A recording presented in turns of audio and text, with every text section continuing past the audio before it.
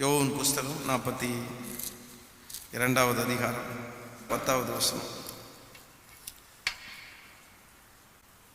சேர்ந்து வாசிக்கலாமா? யோபு தன் சிநேகிதனுக்காக வேண்டுதல் செய்த போது கர்த்தர் அவன் சிறையிருப்பை மாற்றினார். யோபு எல்லாவற்றை பார்க்கிலும் இரண்டத்தனையாய் கர்த்தர் அவனுக்கு தந்திருந்தார். அப்பொழுது அவனுடைய எல்லா சகோதரரும் சகோதரிகளும் முன் அவனுக்கு அறிமுகமான அனைவரும் அவனிடத்திற்கு வந்து அவன் வீட்டிலே அவனோடு போஜனம் பண்ணி கர்த்தர் அவன் மேல் வரப்பண்ணின சகல தீங்கு நிமித்தமும் அவனுக்காக அங்கலாய்த்து அவனுக்கு ஆறுதல் சொல்லி அவரவர் ஒரு தங்க காசையும் அவரவர் ஒரு பொன் ஆபரணத்தையும் அவனுக்கு கொடுத்தார்கள். அல்லேலூயா. ஆண்டவருடைய பிள்ளைகளே, இன்றைக்கு நான் உங்களுக்கு கொடுக்க போகிற செய்தியினுடைய தலைப்பு தேவன் மாற்றுகிறவர் என்கிற ஒரு தலைப்பிலே தேவ செய்தி கொடுக்க போகிறேன். கடந்த நாட்களிலே ஆண்டவருடைய சமூகத்திலே நான் கர்த்தருடைய வார்த்தைக்காக கேட்டபோது ஆண்டவர் என்னோடு கூட பேசின ஒரு வார்த்தை நான் மாற்றுகிறவர். வேதம் சொல்லுகிறது, இதோ சகலத்தையும் நான் புதிதாக்குகிறேன் என்று ஆண்டவர் சொல்லியிருக்கிறார். என்னுடைய ஆண்டவர் மாற்றுகிற ஆண்டவர். அவரால் மாற்ற முடியாதது என்று எதுவுமே இல்லை.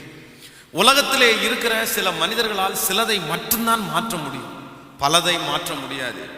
அதுவும் ஒரு பொருளோடு ஒரு பொருளை சேர்த்தால் கூட அந்த பொருள் சேர்க்கப்பட்டதற்கு பிறகு அந்த சில பொருட்களை மனிதர்களால் இரண்டாக பிரிக்க முடியாது. ஆனால் என்னுடைய ஆண்டவர் அப்படி அல்ல. அவர் பிரிக்க வேண்டும் என்று நினைத்தால் அதை பிரிக்கிறதற்கு வல்லவர்.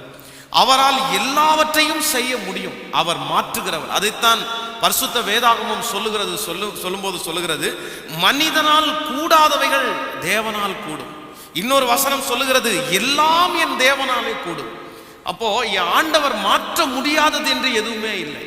இன்றைக்கு ஜெபத்திலே வந்திருக்கிற நீங்கள் கூட ஒரு சில வேளைகளிலே இந்த காரியத்தை என் வாழ்க்கையில மாற்ற முடியாதோ, இந்த பாவத்தை என் கையிலிருந்து மாற்ற முடியாதோ, மரணம் வரைக்கும் நான் இதை தொடர்ந்துட்டு தானே இருக்கணும், அவ்வளவுதான், மாற்றம் வராது போல தெரியுது, மாற்றத்திற்காக பல முயற்சி எடுத்தேன், தோற்று போய் வந்திருக்கிறேன் அப்படின்னெல்லாம் நீங்க இருந்தாலும் என் ஆண்டவர் நினைத்தாரே ஆனால் ஒரே நாளிலே மாற்றுவதற்கு கர்த்தர் வல்லவராயிருக்கிறார். வேதம் சொல்லுகிறது, ஜனங்களை அதிகமாய் துன்புறுத்தி காவலிலே போட்டவன் தான் அப்போஸ்தலனாகிய பவுல். அந்த சவுலாயிருந்தான். பவுலாய் மாறுவதற்குள்ள அவன் சவுலாயிருந்தான். அவன் அநேக ஆண்டவருடைய பிள்ளைகளை அடித்தான்.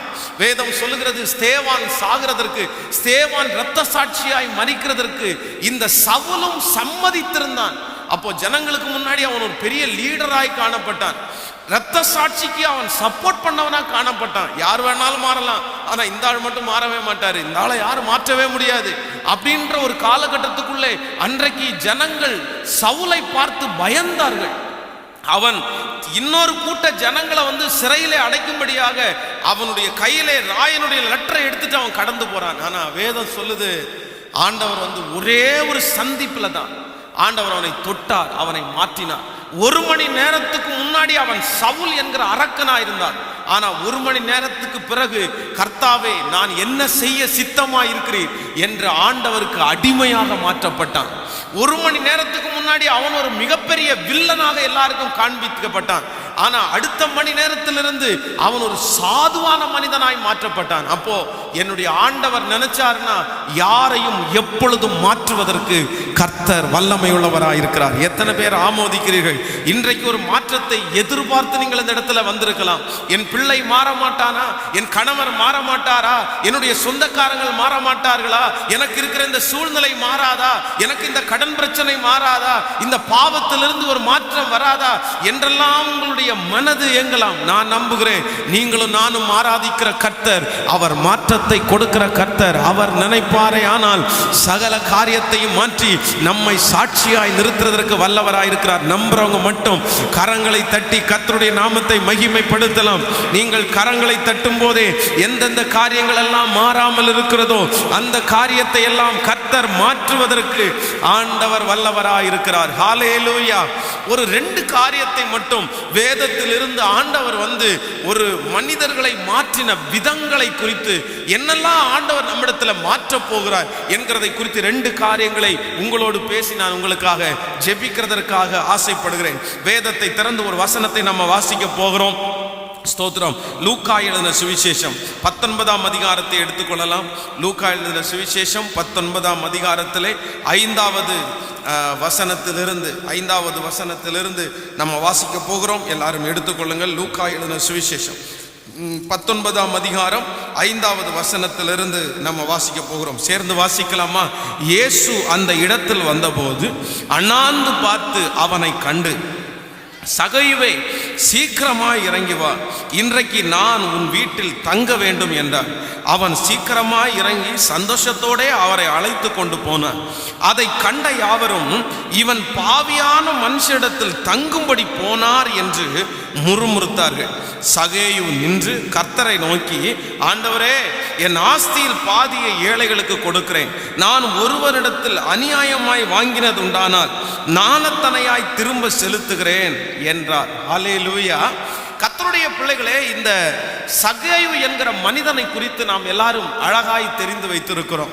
இவனை குறித்து வேதம் சொல்லுகிறது, இவன் குள்ளனாய் இருந்தபடினால், ஆனால் ஆண்டவரை பார்க்க வேண்டும் என்கிற ஒரு மிகப்பெரிய வாஞ்சை அவனுக்குள்ளே இருந்தது. அவன் சமுதாயத்தில் உயர்ந்தவன், பெரிய பணக்காரன், நிறைய பணத்தை அவனுடைய கையிலே வைத்திருந்தவன். ஆனா ஆண்டவரை பார்க்க வேண்டும் என்கிற எண்ணத்தினால அவன் ஒரு பெரிய காட்டத்தி மரத்திலே ஏறி கர்த்தர் அந்த தெருவழியா நடந்து போகிறத பார்த்து கொண்டே இருக்கிறான். ஆனா இயேசு அவன் தூரத்தில் இருக்கும்போது அவனை பார்க்கல. அவனுடைய அந்த மரத்தினுடைய பக்கத்துல வர்றாரு. பக்கத்துல வந்துட்டு அவன் தன்னை ஆண்டவர் கவனிப்பார்னு நினைக்கல. ஆண்டவர் தன்னை கவனித்ததாக அவன் அறிந்து கொள்ளவும் இல்லை. அப்படியே நடந்து வந்த ஆண்டவர் அந்த மரத்தினுடைய பக்கத்துல வந்து அண்ணாந்து பார்த்து சகையோ பார்த்து சொல்றாரு, எப்பா, சீக்கிரமா இறங்கி வா, நான் உன்னுடைய வீட்டிலே தங்க வேண்டும் என்று சொன்னார். அப்ப ஆண்டவர் அவனுடைய வீட்டுல போறாரு அப்படின்னு தெரிஞ்ச உடனே வேதம் சொல்லுகிறது, சுற்றி இருக்கிற எல்லா மக்களும், அதை கண்ட யாவரும், இவர் பாவியான மனுஷரிடத்தில் தங்கும்படி போகிறார் என்று முறுமுறுத்தார்கள். எல்லாருடைய எண்ணத்திலையும் எல்லாருடைய பார்வையிலையும் இந்த சகேயு என்கிற மனுஷன், வேதம் சொல்லுகிறது, ஒரு பாவியாக தென்பட்டான். இவனுக்கு பாவி என்ற ஒரு முத்திரையை அவர்கள் வைத்திருந்தார்கள்.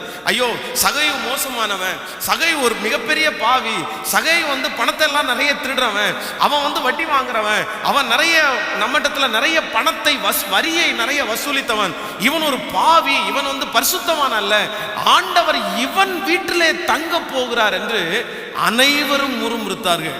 ஆனா வேதம் சொல்லுது, ஆண்டவர் அவனுடைய வாழ்க்கையை ஒரே நிமிஷத்துல மாத்துறார். பாவி என்கிற முத்திரை போடப்பட்ட அவனை ஆண்டவர் பரிசுத்தவானாய் கர்த்தர் மாற்றினார். ஆமென் சொல்லுங்க. எத்தனை பேர் விசுவாசிக்கிறீங்க? ஆண்டவர் முதலாவதாக கர்த்தர் எப்படி மாற்றுகிறார் என்றால், நம்மேல குத்தப்பட்டிருக்கிற முத்திரையை ஆண்டவர் மாற்றுவேன் என்று கர்த்தர் வாக்கு கொடுக்கிறார். இன்றைக்கு இந்த ஜெபத்துல வந்திருக்கிற கர்த்தருடைய பிள்ளைகளே, உங்க மேல ஏதோ ஒரு முத்திரை குத்தப்பட்டிருக்கலாம்.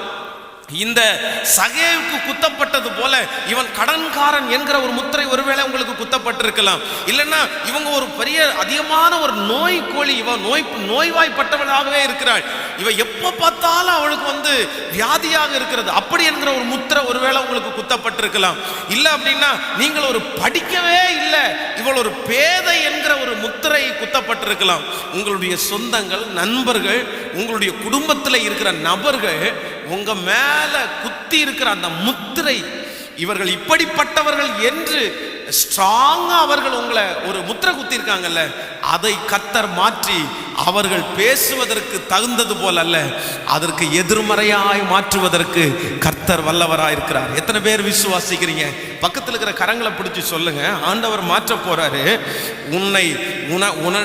உனக்கு குத்தப்பட்டிருக்கிற அந்த முத்திரையை ஆண்டவர் உடைப்பேன் என்று கர்த்தர் வாக்கு கொடுக்கிறார். எல்லாரும் சொல்லுங்க, பக்கத்தில் உள்ள கரங்களை பிடிச்சு சொல்லுங்க, உனக்கு விரோதமாய் மனிதர்கள் அந்த நிலைநாட்டியிருந்த அந்த முத்திரை, அவர்கள் சொல்லி இருக்கிற அந்த காரியத்தை, ஆண்டவர் உங்க பிள்ளைகளை குறித்து சொல்லி இருக்கிற காரியத்தை கர்த்தர் மாற்றுவதற்கு கர்த்தர் வல்லவராய் இருக்கிறார். ஹல்லேலூயா.